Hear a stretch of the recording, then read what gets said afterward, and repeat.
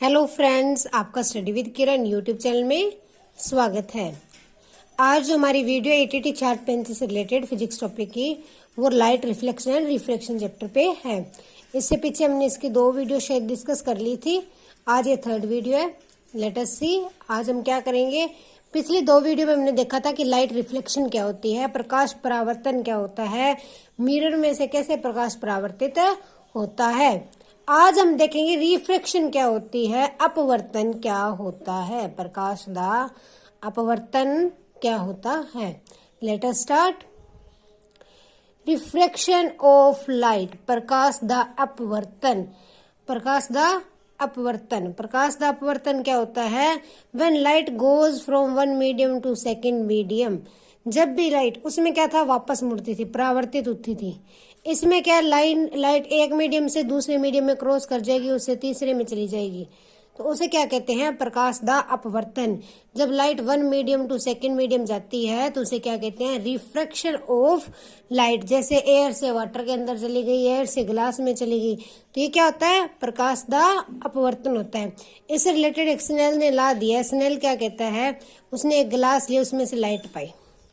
जब ये light starting में निकाली एयर से, तो ये नॉर्मल के साथ अपना एंगल ऑफ इंसिडेंस आई बना रही थी। जब ये ग्लास के अंदर गई, सेकेंड मीडियम में गई, तो इन नॉर्मल के साथ एंगल ऑफ रिफ्रैक्शन जो है वो आर बनाया। जब उससे बाहर निकली तो इसने I2 और R2 एंगल बनाया। तो स्नेल क्या कहता है कि जो इसका एंगल ऑफ इंसिडेंस और रिफ्रैक्शन है उनका रेशियो हमेशा कॉन्स्टेंट होगा। Sine of I upon sine of R क्या होगा, हमेशा कांस्टेंट होगा। ये बात किसने कही थी, स्नेल ने कही थी। स्नेल का ये डायरेक्ट याद रख लेना कि इसका angle of sine of angle of incident upon sine of angle of refraction का जो रेशियो आएगा वो क्या होगा, कांस्टेंट होगा, एक कांस्टेंट नंबर होगा। Wait 1 minute. इन दोनों का जो रेशियो आएगा वो क्या होगा, आपस में कांस्टेंट है।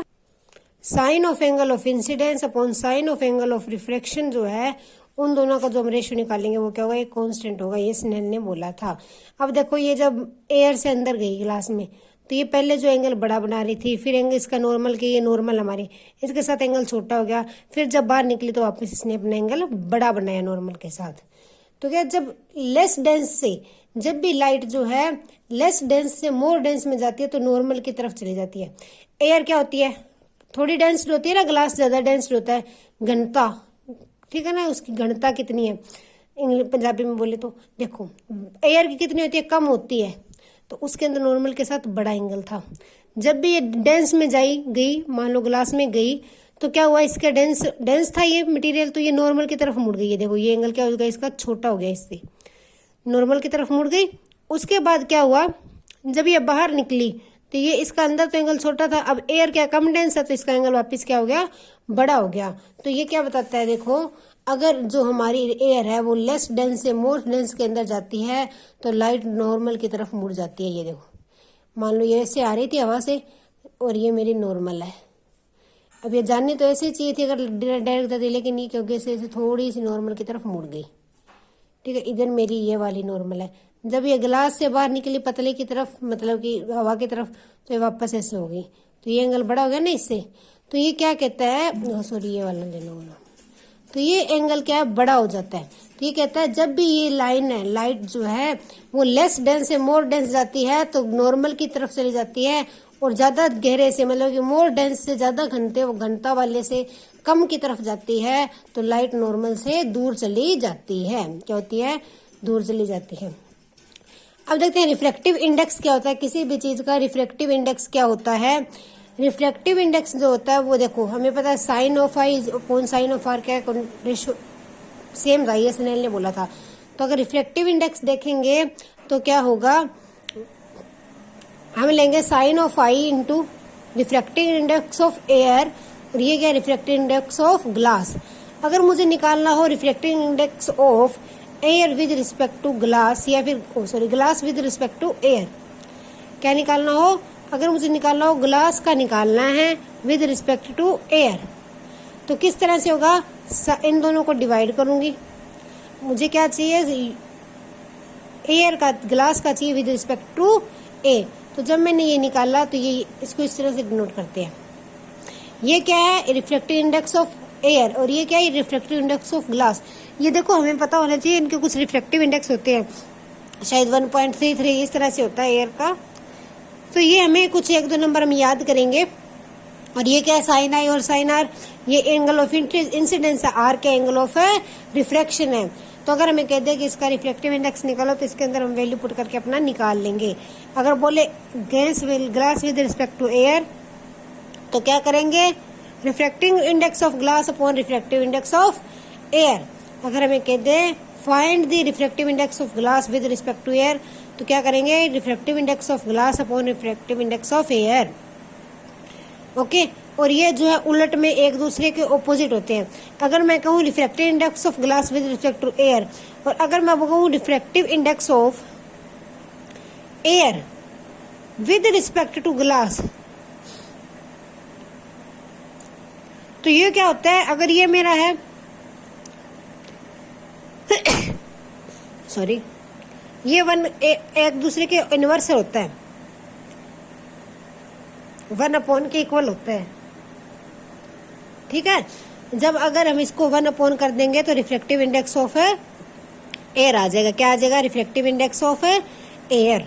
ओके, जब भी हमें क्या बोला है, रिफ्लेक्टिव इंडेक्स ऑफ ग्लास निकालना है।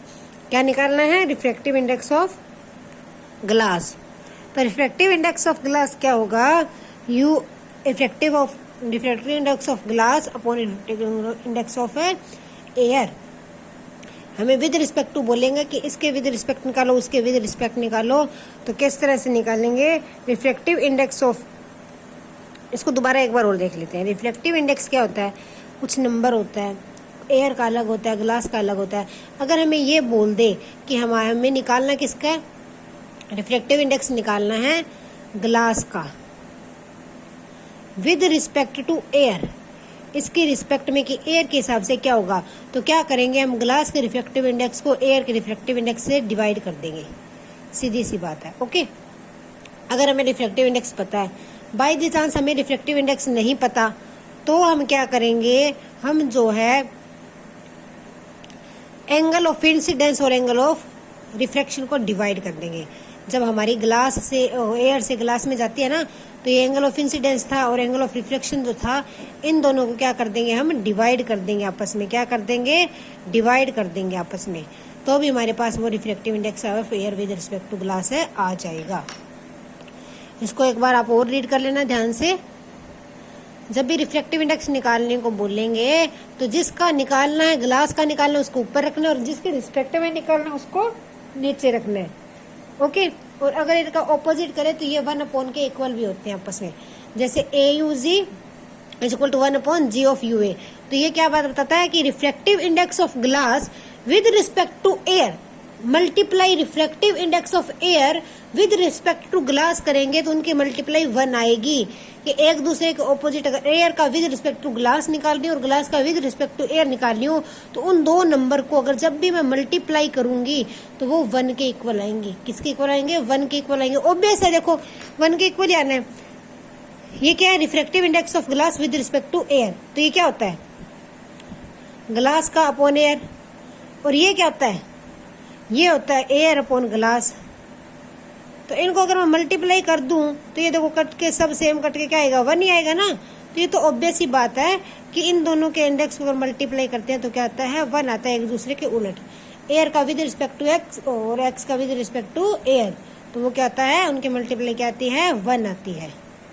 ओके, तो ये था हमारा रिफ्लेक्टिव इंडेक्स। नेक्स्ट जो है, अब हम देखते हैं कुछ मटेरियल के रिफ्लेक्टिव इंडेक्स क्या है। फर्स्ट है एयर का होता है 1.003, वाटर का 1.33, आइस का 1.31, अल्कोहल का 1.36, डायमंड का 2.42। ये आप याद रख लेना, एग्जाम में पूछे जा सकते हैं, आप लिख लो सभी ये।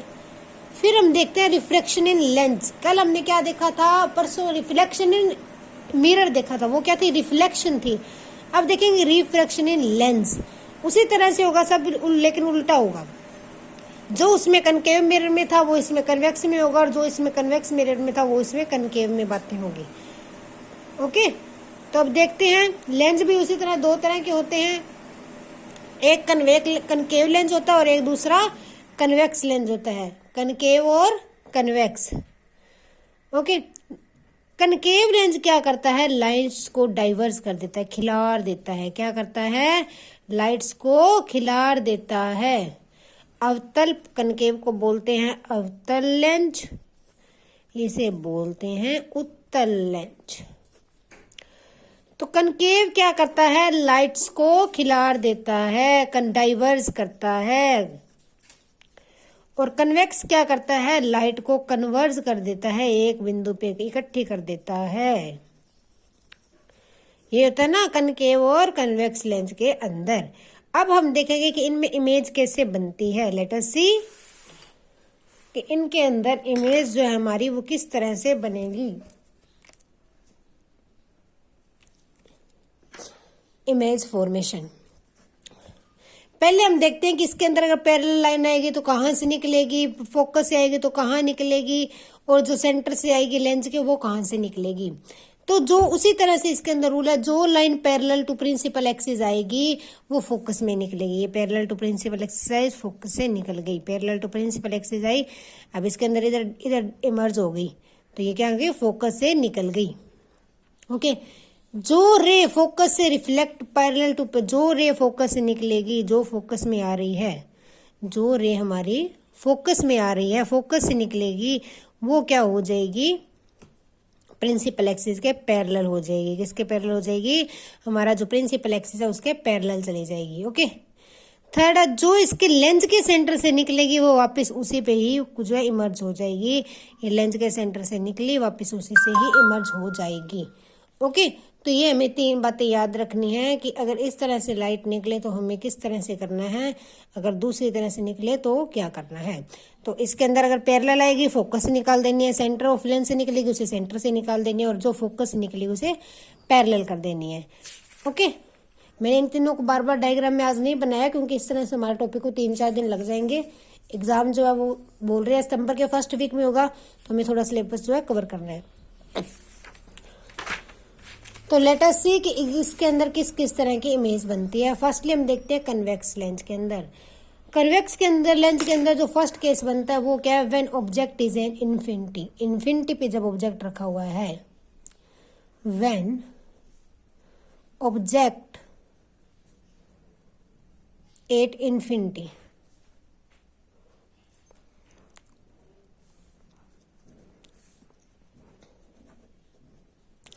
जब मेरा ऑब्जेक्ट इन्फिनिटी पे है तो देखो जो लाइन पैरेलल आई वो फोकस से निकली, पैरेलल आई फोकस से निकली, तो मेरी इमेज किस तरह की बनेगी, जो मेरी इमेज है वो क्या होगी, रियल होगी।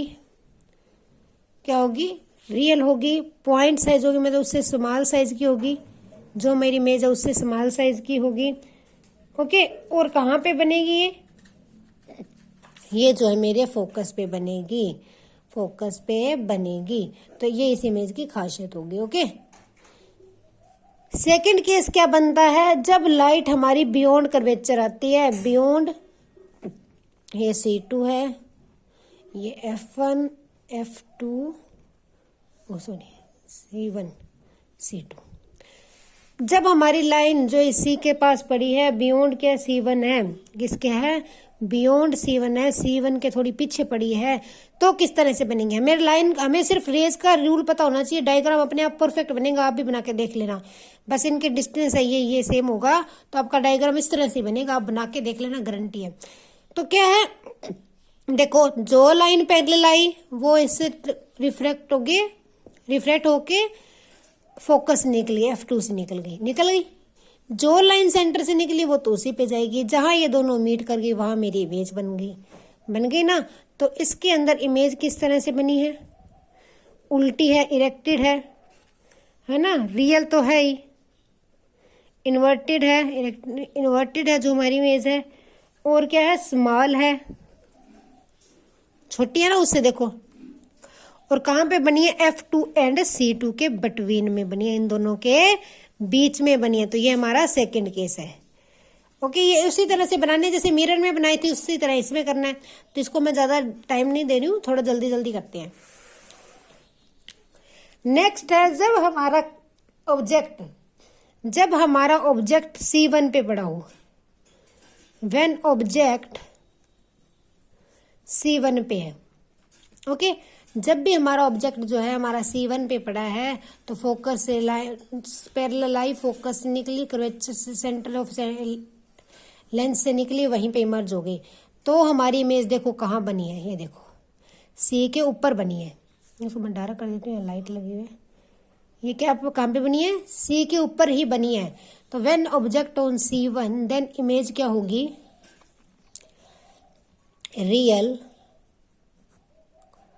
रियल होगी।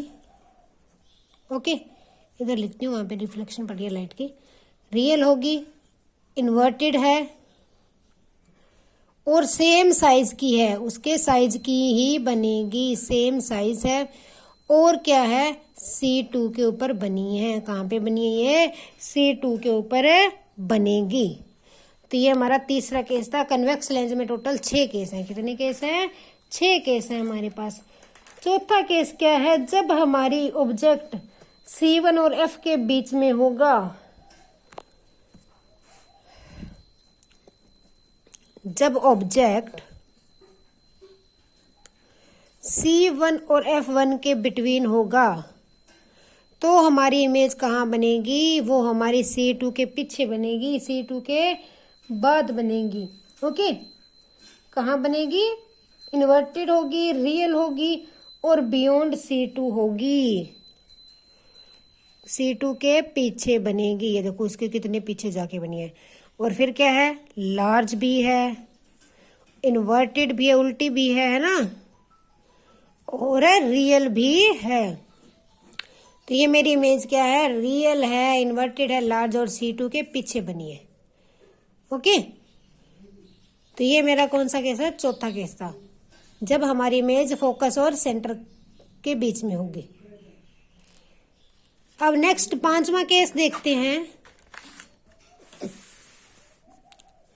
जब मेरा ऑब्जेक्ट F1 पे है,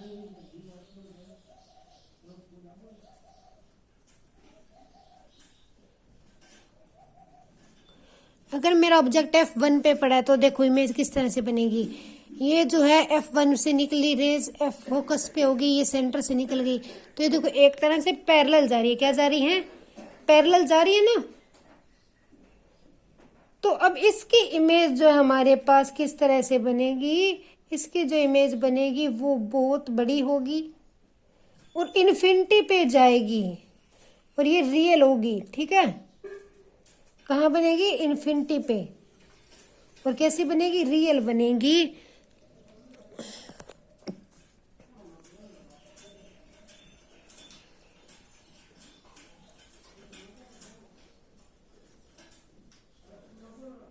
और लार्ज भी होगी। ओके, तो जब फोकस भी होगी तो C2 के बाद भी होगी। अब नेक्स्ट केस है, 6th केस है, जब हमारी इमेज F1 और सेंटर के बीच होगी, बिटवीन में होगी, तो हमारी इमेज किस तरह की बनेगी? तो इस टाइम हमारी इमेज वर्चुअल होगी, वर्चुअल होगी और इरेक्टेड भी होगी और साइज में भी बहुत बड़ी होगी। ये देखो कितनी बड़ी है। और इस साइड ही बनी है, आभासी बनी है एक तरह से, और ये बड़ी भी है, साइड में इरेक्टेड भी है, खड़ी हुई भी है। तो इस तरह की इमेज बनी। अभी हमने ये देखा कि हमारी कन्वेक्स लेंस में इमेज कैसे बनती है। अब देखेंगे हम कि हमारे कनकेव लेंस में हमारी इमेज, कनकेव लेंस के अंदर हमारी इमेज कैसे बनेगी। ओके, लेट अस सी। कनकेव लेंस क्या करता है? लाइट को डाइवर्स करता है। क्या करता है? डाइवर्स करता है। और ये क्या करता है? कन्वर्स करता है लाइट को। ये बात पता है ना। तो अब देखते हैं कनकेव लेंस के अंदर इमेज फॉर्मेशन। फर्स्टली देखते हैं जब ऑब्जेक्ट इन्फिनिटी पे, इसमें 2 ही केस बनेंगे, इन्फिनिटी पे, उसके बाद सेंटर से लेके C2 से लेके C के बीच में, इन्फिनिटी से लेके C के बीच में कहीं पे भी रख लो, ये सेम ही बनेगा। व्हेन ऑब्जेक्ट ऑन इन्फिनिटी, जब ऑब्जेक्ट इन्फिनिटी पे है, पैरेलल लाइंस आई, इधर इमर्ज होगी पीछे की तरफ, ये भी इमर्ज होगी, तो हमारी जो इमेज है वो क्या होगी? वो हमारी क्या होगी, पॉइंट साइज होगी, फोकस पे बनेगी। सॉरी, लाइट की रिफ्लेक्शन पड़ रही है थोड़ी सी। तो इमेज जो है वो क्या होगी, वर्चुअल होगी एक तो। वेट एक मिनट, मैं थोड़ा सेटिंग कर लेती हूँ। हाँ, सेकंड कहाँ बन रही है, फोकस पे बन रही है, F1 के ऊपर बनेगी। पॉइंट साइज भी मतलब स्मॉल साइज की होगी। ओके, तो ये खासियत होगी इसमें। देखो इसके अंदर क्या होती है, लाइट यहाँ से इस तरह से खुल जाती है और पीछे हम इसे आभासी बनाते हैं, मतलब कि इस तरह से मिल जाएगी। हम सोच के चलते हैं, आभास लेके चलते हैं, वर्चुअलिटी लेके चलते हैं। सेकंड है जब हमारा ऑब्जेक्ट इन्फिनिटी और सेंटर के बीच हो, इन्फिनिटी और सेंटर के बिटवीन में हो, तो क्या होता है, लाइन पैरेलल आई, फोकस पे इमर्ज हो गई, कर्वेचर से निकल गई। ये हमारी यहाँ पे ऑब्जेक्ट था। तो इमेज कहाँ बनेगी, हमेशा इमेज जो है F1 एंड C के बीच में बनेगी, सेंटर के बीच में बनेगी, वर्चुअल होगी। ओके, इरेक्ट भी होगी, सीधी खड़ी है ना, इसमें सभी हमेशा इरेक्ट होगी। और स्मॉल साइज भी होगी। क्या होगी, स्मॉल साइज।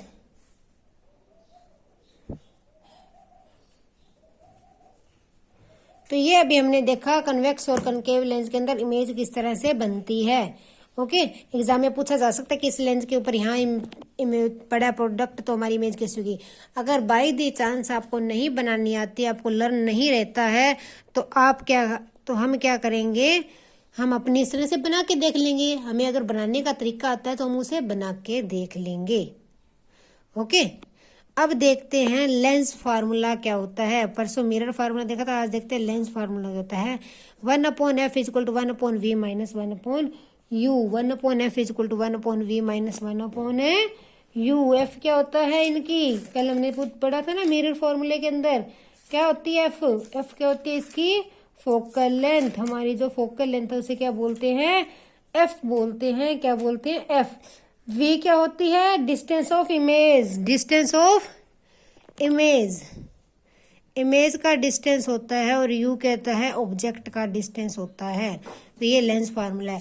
जो इसकी साइन नोटेशन है कि इधर पॉजिटिव नीचे नेगेटिव, इधर नेगेटिव इधर पॉजिटिव, ये भी उसी तरह से होती है जैसे मिरर में होती है, वहां से लिख लेना। और एफ उसी तरह से R/2 होता है, रेडियस/2 होता है। लेंस पावर क्या होती है, लेंस पावर होती है 1/f। 1/f। और इसको डायोप्टर में मापते हैं, किसमें, इसका यूनिट क्या है, डायोप्टर। क्या है, डायोप्टर। ओके, अब देखते हैं नेक्स्ट टॉपिक है डिस्पर्सन ऑफ लाइट। बस ये टॉपिक कंप्लीट हो जाएगा, फिर आज अपना रिफ्लेक्शन वाला। डिस्पर्सन ऑफ लाइट पंजाबी में बोलते हैं प्रकाश दा खिड़ना, प्रकाश दा टूटना। जब हम एक लाइट को प्रिज्म से निकालते हैं, कहाँ से निकालते हैं, प्रिज्म से निकालते हैं। वो पेज मेरा खराब हो गया था, मैंने गलती से आपको वो दिखा दिया। FR/2 होता है, लेंस पावर ये होती है। और डिस्पर्सन ऑफ लाइट देखते हैं, लाइट दा खिंडना, प्रकाश दा खिंडना। जब हम लाइट को प्रिज्म से निकालते हैं तो वो 7 रंगों में टूट जाती है। कितने रंगों में टूट जाती है, 7 रंगों के अंदर टूट जाती है।